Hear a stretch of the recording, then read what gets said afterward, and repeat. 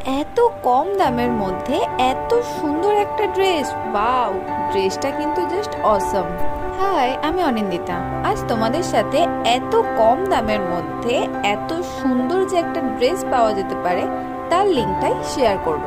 দামটা শুনে আমিও কিন্তু ফার্স্ট একটু অবাকই হয়েছিলাম, ভেবেছিলাম ড্রেসটা কেমন কি আসবে, কেমন কি হবে, বাট যখন হাতে আসলো দেখলাম পুরো ধামাকাদার একটা ড্রেস।